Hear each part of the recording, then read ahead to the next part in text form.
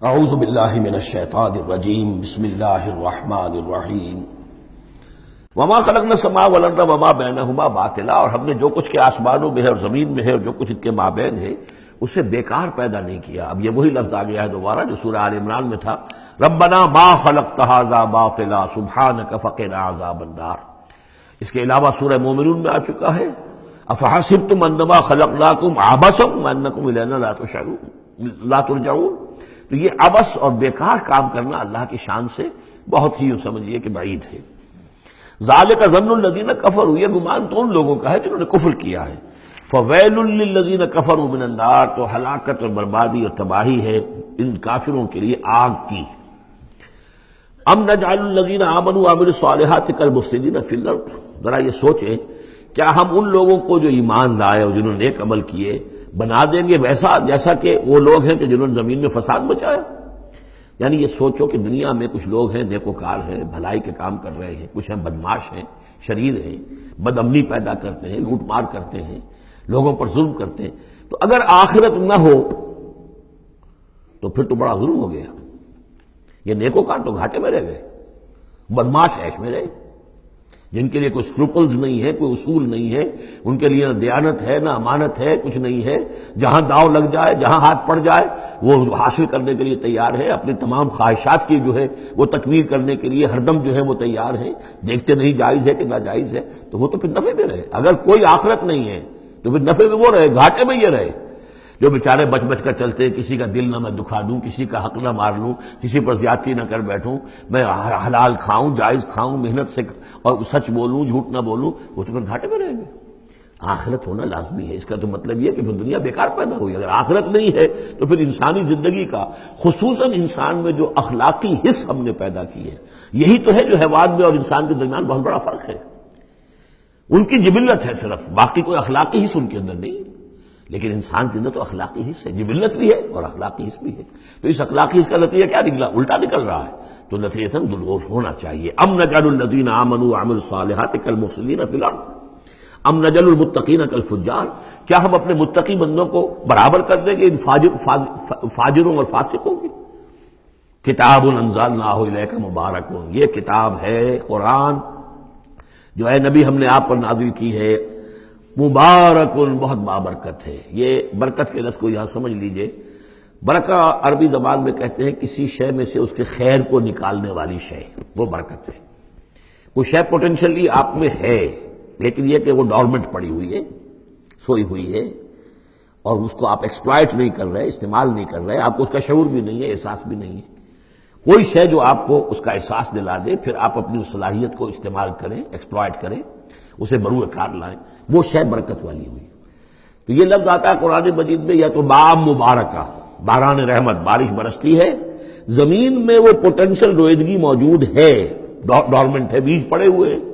پانی آتا ہے، جذب ہوتا ہے، اوسموسس شروع ہوتا ہے، پانی داخل ہوتا ہے بیج کے اندر، وہاں کو حرکت شروع ہوتی ہے، اب وہاں سے وہ جو رویدگی نکل رہی ہے اور وہ بیج جو ہے اس سے اب دو پتیاں نکلی ہیں، تو مام مبارکہ۔ اسی طرح یہ کتاب مبارک ہے اس معنی میں کہ انسان کے اندر اللہ نے جو خیر ودیت کیا ہوا ہے،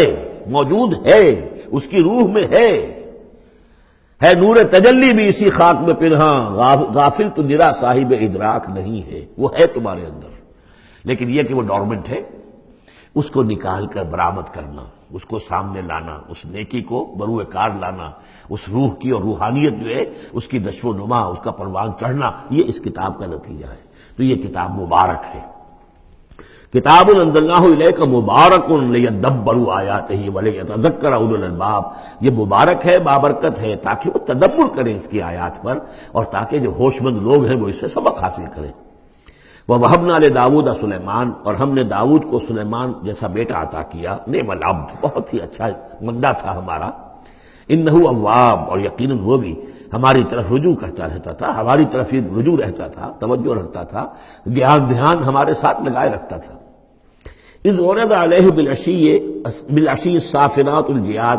جب یہ کہ شام کے وقت ان کے سامنے پیش کیے گئے، یعنی جیسے انہوں نے پہلے ہم پڑھ چکے ہیں کہ انہوں نے اپنی فوجوں کی انسپیکشن کی تھی، تو وہ فوجیں کہ جو انسانوں کی بھی تھی، جنوں کی بھی تھی، یوزعون، ان کی ریجیمنٹس بنائی گئی تھی، بٹالینز بنائی گئی تھی، اس میں پرندے بھی تھے، اسی طریقے سے اب یہ جو گھوڑے رکھے ہوئے تھے جہاد کے لیے، ظاہر بات ہے کہ گھوڑے کیولری جو ہے وہ تو زمانے میں اصل شے تھی، تو اس کو انہوں نے جو شام کے وقت انسپیکشن پریڈ کوئی ہوئی گھوڑوں کی، تو وَإِذْ عُرِضَ عَلَيْهِ بِالْعَشِيِّ الصَّافِنَاتُ الْجِيَادُ، جو بہت ہی عمدہ، بہت اعلیٰ نسل والے، بہت عمدہ جو گھوڑے تھے ان کو اس کے سامنے پیش کیے گئے، معائنہ کر رہے تھے حضرت سلیمان۔ فقال انی احببت حب الخیر عن ذکری عن ذکر ربی، ہوا یہ کہ اس میں کوئی دیر ہو گئی، شام کا وقت تھا اور سورج جو ہے وہ غروب ہو گیا، عصر کی نماز ان کی قضا ہو گئی، جیسے کہ حضور کی عصر کی ایک نماز قضا ہوئی تھی غزوہ احزاب میں، اور اس پر حضور نے لعنت فرمائی تھی پھر کفار پر کہ ان کی وجہ سے ہماری آج عصر کی نماز، اور خاص طور پر جس کو صلاۃ الوسطیٰ عام طور پر چونکہ گمان ہے، وہ آج ہماری قضا ہو گئی، تو عصر کی نماز ان کی قضا ہو گئی۔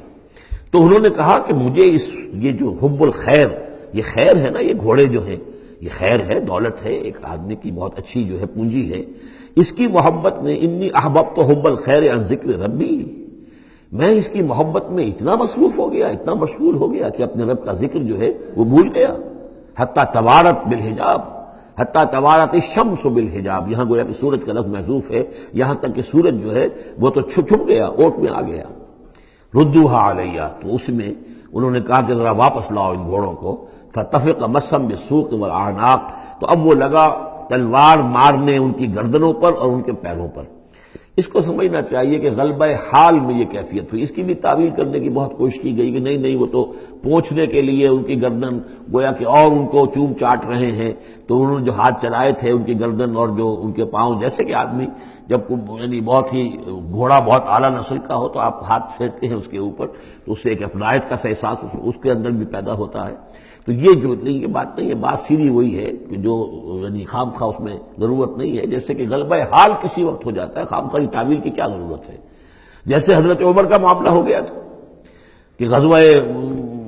احد میں تلوار پھینک کر بیٹھ گئے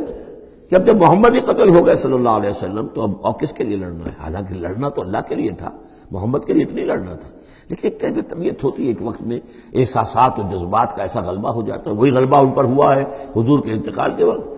وہ بھی تلوار کھینچ کے بیٹھ گئے تھے کہ جو شخص کہے گا کہ محمد کا انتقال ہو گیا گردن اڑا دوں گا۔ وہ تو پھر حضرت ابو بکر آئے ہیں، انہوں نے پھر آ کے خطبہ دیا ہے، اور خطبے میں وہ آیت بھی پڑھی ہے وما محمد الا رسول قد خلت من قبلہ الرسل افإن مات أو قتل انقلبتم على أعقابكم، اور ساتھ ہی پھر انہوں نے یہ خطبہ دیا کہ من كان يعبد محمدا فإن محمدا قد مات ومن كان يعبد الله فإن الله حي لا يموت۔